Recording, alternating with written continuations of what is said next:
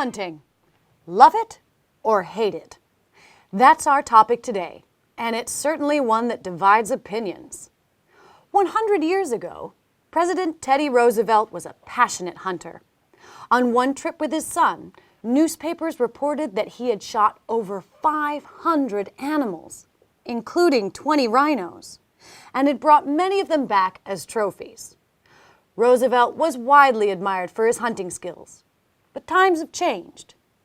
In a survey a few years ago, 70% of Americans said they approved of hunting, but only in their backyard.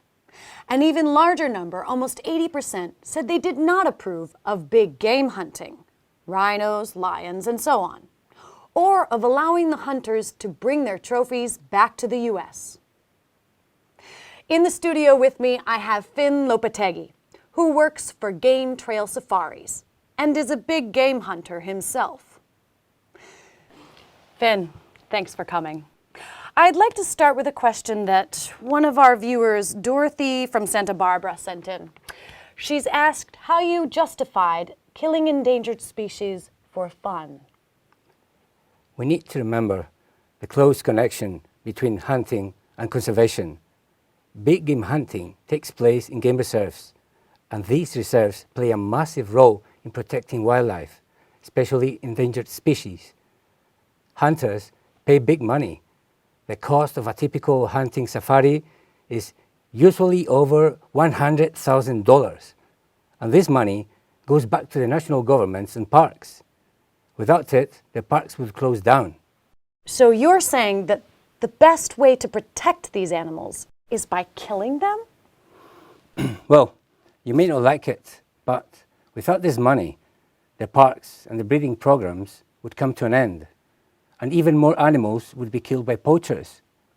That's why the World Wildlife Fund has said that it is not opposed to big game hunting if it supports conservation. But a lot of people are asking where this money actually goes. A report from one conservation group a few years ago said that very little money had found its way back to the parks. They thought that the animals hardly benefited at all. It's true that there's a lot of discussion about what happens to the money, problems with corruption and so on, but that's a political problem. It's not the fault of the hunters who are doing what they can. Okay, we have a question from another viewer. He wants to know if you would agree that hunting these animals is cruel. And if it is cruel, it's surely morally unacceptable, isn't it? Is it? It depends on your point of view.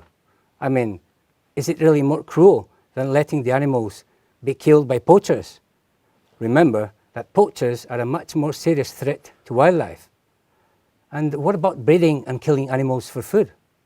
The difference, I think, is that big game hunting is basically fun for rich people. I don't think you can compare that with farming. Well, I think there is a comparison.